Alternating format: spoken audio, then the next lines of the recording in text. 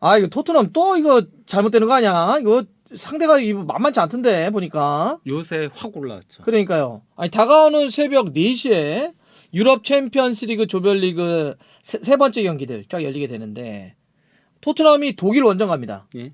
프랑크푸르트하고 이제 경기를 하게 되는데 프랑크푸르트가 최근에 좋아요. 예. 3연승을 달리고 예. 있습니다. 초반에는 시즌 극초반에는 굉장히 흔들렸었거든요. 일단 뭐 에이스인 코스티치도 떠나고 그 과정에서 4-2-3-1 포메이션으로 전환도 해보고 했었는데 안 좋아가지고 챔피언스리그에서도 패하고 뭐 1차전에 그렇게 좀 불안한 출발을 알렸는데 최근 3연승이죠.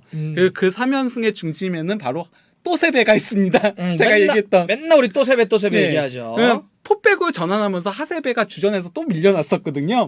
근데 또 밀려났다가 밀려났었다가 백스리로 결국 안 되니까 백스리를 전환하면서 하세베를 중앙에 딱 세웠어요. 백스리에 중앙에 딱 세우니까 수비가 또 다시 안정화를 찾기 시작하면서 또세베. 그러면서 3연승. 하세베가 딱 선발 출전한 3경기 전부 다 승리인 거고요. 지난 주말에는 심지어 분데스리가 1위 팀인 우니온 베를린한테도 2-0 완승을 거뒀죠. 그만큼 흐름이 좋다. 거기에는 또세베가 있다. 이렇게 말씀드렸고 뒤에도 좀 설명드릴 수 있습니다. 자 반면에 문제 이런 거예요. 프랑크푸르트는 흐름이 좋은데 토트넘은 어쨌든 지난 주말에 북런던 더비 때 정말 경기력과 결과적으로 너무 안 좋았기 때문에 1-3으로 아스날이 지지 않았습니까? 레스터 시티전은 이겼다라고 하더라도 그 전에 또 챔피언스리그 조별리그에서 스포르팅한테 졌죠. 자, 그럼 챔스도 두 팀 한번 정리해 볼게요. 토트넘은 마르세유를 2-0으로 잡았지만 두 번째 스포르팅에게 이거 좀 최악의 경기라고 말했잖아. 그랬죠. 0-2로 졌단 말이에요. 프랑크푸르트는 스포르팅에는 0-3으로 졌는데 마르세유는 1-0으로 이겼어요. 근데 어쨌든 프랑크푸르트는 졌다가 이겼고 토트넘은 이겼다가 졌습니다. 챔스에서도. 지금 토트넘은 또 벤 데이비스 약간 부상 여파, 클롭사스키 부상 여파, 루카스 모라는 뭐 최근에 이제 부상으로 해서 못 뛰고 이런 상황이고 이렇게 약간 여러 가지 안 좋은 일 좀 있는데 이거 토트넘 또 지면 이거 조금 그 흐름이 밀리면서 갈 것 같은데 일단 어떻습니까? 이거 어떻게 될 것 같습니까? 뭐 두 팀의 어떤 흐름, 뭐 전술적인 특징이라든지 이 만나면 어떻게 될 것 같다든지 한번 얘기 좀 해주시죠. 두 팀 다 일단 그 3-4-2 포메이션을 쓰고 있거든요. 그냥 동일한 포메이션을 쓰고 있다라고 할 수 있고요. 그리고 이제 프랑크푸르트 같은 경우는 원래는 이 팀이 수비적으로 상당히 강하면서 코스티치 중심으로 공격을 풀어나가는 윙백들한테 조금 공격을 많이 의존하는 형태였는데요. 이번 시즌에는 공격이 강해졌어요. 일단은 무한이가 와가지고 찬스 메이킹 역할을 굉장히 잘해요. 톱에 서고 있음에도 불구하고 그러면서 현재 그 분데스리가에서 2골 5도움을 올리고 있거든요. 도움을 굉장히 많이 올리고 있죠. 근데 이제 그거 물어보실 수 있어요. 무한이가 지난 주말에 분데스리가 경기하다가 퇴장당하지 않았습니까?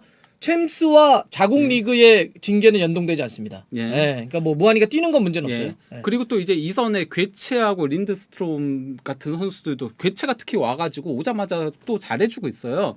그리고 또 하나의 변화 포인트가 카마다 다이치를 8번 롤로 변화를 시켰거든요. 중앙 미드필더로. 일본 애들 왜 자꾸 다 포변을 하는 거야? 하세베도 미드필더인데 3백의 가운데로 내려서 좋고 카마다도 약간 내려서 8번 롤을 주고 있다.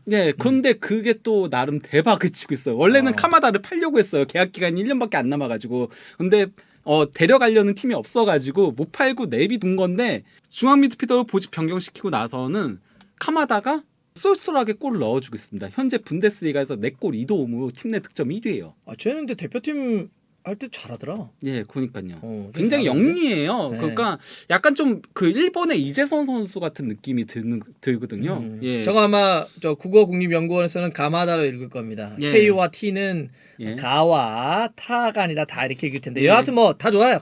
가마다 카마다 다 좋은데 아니 자 이렇게 들어보니까 저 카마다나 하세베나 다 주전이잖아. 그렇죠. 이거 미니한일전 좀 많네. 진짜. 그렇죠. 손흥민 선수도 지금은 말씀드렸지만 클롭사스키라든지 루카스 모라 이렇게 해가지고 다 못 나올 가능성이 높아서 이것도 역시 선발이 그렇죠. 유력하거든요. 또 손흥민 선수가 독일 팀은 여러 가지 뭐 잘 알지. 그렇죠. 환경도 독일이니까 독일 원정 뺄 수는 없죠. 그러면 이거는 부닥치네. 그렇죠. 자 좋습니다. 자 프랑크푸르트의 가장 큰 강점 팀으로 놓고 봤을 때는 난 요약해 준다. 어떤 거? 야 이 팀은 정말 이거 뭐 이런 거 하나 있으면 뭘까요? 지금 미드필더 라인이라고 봐야죠. 미드필더 라인. 그 괴체, 린드스트램 그리고 카마다 그리고 제바스티안 로데로 이어진 4강 라인이 상당히 이번 시즌에 좋은 모습을 보여주고 있습니다. 마리오 게체도 참 그래도 그러니까요. 하긴 근데 나이가 또 엄청 많이 되진 않았어. 그렇죠. 이제 서로 손흥민 선수랑 동갑이잖아요. 이게 막 워낙 어렸을 때 봐서 그렇지 또 나이가 막 누가 네. 보면 마리오 게체가 아직도 뛰어요 그러는데 예. 다만 이제 괴체 같은 경우는 대사장애가 있잖아요. 대사장애가 있어가지고 원래 그 계속적으로 경기에 나올 경우, 특히 이제 주중 경기를 병행할 경우에 좀 체력적으로 문제를 드러낼 때가 있었는데 이번 시즌은 아직까지는 아무 문제 없이 잘 치르고 있습니다. 자 좋아요. 그러면 프랑크푸르트가 잘 나가는데 거기 지금 가장 좋아 보이는 건 올 시즌 초반에 보면 그렇게 허리 쪽 괜찮다. 롤의 변화 카마다 이야기도 좀 했고요. 약점은 뭡니까? 그래도 요거는 한번 조금 고민이 될 거다. 약점은 그래도 수비가 하세베가 오면서 이제는 조금 안정화를 찾고 있긴 하지만요. 그럼에도 불구하고 특히 오른쪽 센터백인 투타가 대인 수비 자체는 나쁘지 않아요. 근데 이 선수가 너무 달려드는 수비에 가까워요. 35분에 투타. 그러면은 이 투타는 손흥민하고 딱 만나는데? 그렇죠. 왜냐하면 3백이 오른쪽이기 때문에 손흥민 선수가 왼쪽에서 중앙이니까 딱 만나네. 그리고 이 팀이 그러니까 하세베를 무조건 쓸 수밖에 없는 게요. 은디카 투타 둘 다 수비력이 좋은 선수들인데 머리가 안 좋아요. 그래서 하세베가 브레인이에요. 사실상 지시하는 거예요. 너네 이렇게. 그 하세베는 수비력은 떨어져요. 그리고 운동 능력도 이제는 원래 미들이니까. 그리고 운동 능력도 이제는 나이가 분데스리가 최고령 선수예요. 84년생이에요. 84야? 예. 하긴 언제 하세베야. 그러니까요. 원래 그래서 하세베는 계속 벤치로 내리려고 하고 사실상 플레잉 코치처럼 쓰려고 하는 건데. 그래서 저 친구가 독일에서 그냥 불릴 때 뭐 일본의 베켄바워 이런 소리 했었지. 예. 아니 뭐 그냥 그렇게 불린 적이 있어요. 예. 오케이. 그래서 하지만 저 은디가 뭐 우리나라 선수도 아니니까 투타에서 좀 뭐 떨어진다 이렇게. 그래서 하세베가 이제 그걸 하는데 여하튼 그러니까 3백에 특히 이제 오른쪽 약간 덤비기 때문에 뒤가 열리거나 덤벙대다가 제껴줄 때가 있다. 그 부분을 잘 공략하면 레알 마드리드하고의 슈퍼컵에서도 투타 쪽에서 실수들이 많이 나왔었거든요. 그거 잘 공략하면은 손흥민 선수가 속도가 붙었을 때는 하세베가 따라가기 힘들 것이다. 그렇지. 투타 제껴지면 하세베는 그렇지 이제 어르신이니까. 좋습니다. 토트넘은 말이죠. 어떻게 해야 됩니까? 지금 중앙이 너무 안 좋거든요. 난 페리시치하고도 영 안 맞는 것 같은데. 저는 일단 좌우 윙백은 무조건 바꿔야 된다고 생각해요. 나는 그 진짜 좌우 윙백 어떻게 해야 될 것 같은데 진짜. 에메르송은 안 그래도 뭐 퇴장도 당했고 했으니까 너무 멍청하게 플레이들을 했잖아요. 물론 뭐 그 프리미어리그 퇴장이 여기 연관되진 않지만. 그 에메르송도 저는 이제는 도어티를 조금 써야 되지 않나 싶긴 하고요. 도어티를 왜 이렇게 안 쓰는 거야? 그리고 페리시치도 여기에 크나우프라고 오른쪽 윙백이거든요. 저 선수 원래 도르트문트에서 측면 공격수 서는 선수예요. 그리고 바르셀로나하고의 지난 시즌 유로파리그에서도 골 넣은 굉장히 공격력 좋거든요. 크나우프.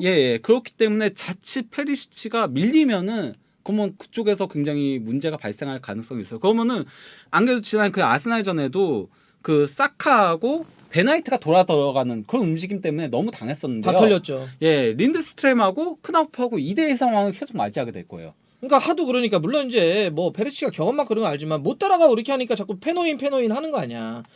그래서 지금 이번에도 크나우프나 이런 친구들이 그렇게 오버랩 들어서 공격수 출신들이니까 위험할 수 있다. 근데 콘테도 지난번도 그랬지만 아니 상대가 어떻다라는 거에 따라서 지난번 아스날 경기도 우리가 분명히 프리뷰할 때도 그랬고 사람들이 다 미들이 강하니까 아스날이 3미들에 3호이 한번 가보자 3호이 가보자 그렇게 해도 똑같이 가가지고 했단 말이야. 그러니까 이렇게 지금 윙백을 포함해서 뭔가 변화를 줘야 된다라고 하는데 똑같이 나오면 또 어떡하지? 저는 어쨌건 간에 이번 경기는 결국 토트넘에 있어서는 왼쪽 측면 그리고 프랑크푸르트한테서는 오른쪽 측면이 승부처라고 봅니다. 그러면 왼쪽은 손흥민 있고 그다음에 페리시치는 어떻게 할 거냐 이 고민 바꿔야 된다. 세세뇽 바꿔야 된다. 저는 세세뇽을 바꿔야 된다라고 보고 있고요. 프랑크푸르트 입장에서는 그걸 얼마나 잘 막느냐의 오른쪽이 중요한 거고. 그리고 오른쪽이 공격 크나우프도 올라가니까. 그 린드스트렘도 측면으로 많이 빠지면서 2대1 싸움을 만들어내기 때문에 서로가 오른쪽 왼쪽 공격을 통해서 어떻게 할 거냐. 그래서 투타가 좀 불안한 것도 있는 거거든요. 커버를 해줘야 되니까. 물론 로데가 굉장히 수비력이 좋은 수비형 미드필더예요. 그래서 로데도 커버를 굉장히 많이 해주긴 하는데요. 그래서 왼쪽에는 전문 풀백인 펠레그리니를 카마다는 공격형 미드필더 출신이잖아요. 이렇게 밸런스를 맞추는 거고 이쪽은 이렇게 밸런스 맞추는 거거든요. 약간의 오케이 느낌이 알았어요. 약간 언밸런스의 느낌도 좀 있는데 자 그러면 요거 어떻게 될 것 같습니까? 좀 재밌었으면 좋겠는데. 저는 그래도 객관적인 전력 자체는 여전히 토트넘이 더 위라고 보긴 하거든요. 최근에 그 경기력적인 부분 때문에 이제 문제인 거죠. 정상적으로 한다면 전 토트넘이 이겨야 되는 경기라고 생각을 해요. 근데 몇 대 몇 정도 보십니까? 1대 0으로 이겨도 다행이긴 하죠. 요즘 토트넘은 그렇죠. 전 이 경기 말이죠. 네. 0대 0이나 1대 1 갑니다. 네, 저도 솔직히 그쪽이 더 강하지 뭐야? 않을까. 내가 지금 따라하려고 그래 또. 아니요, 그러니까 저는 객관적인 전력은 건데 요즘의 흐름을 이제 플러스를 한다면은 3백과 3백이 만나서 네. 서로 이렇게 막 서로 짱 보다가 한 골씩 넣거나 못 넣거나. 거기다가 프랑크푸르트 홈이기 때문에 저도 1대1 생각을 했어요. 가장 생각한 스코어는. 따라오고 있어. 아니 따라하는 게 아니고 저는 저는 따라해. 아니 따라한 게 아니죠. 저는 객관적인 20년 내 전력을 해설 얘기한 거고. 인생에 내가 모든 네? 걸 집중해서 지금 예측을 했는데. 네. 예. 정리할까요? 네. 끝.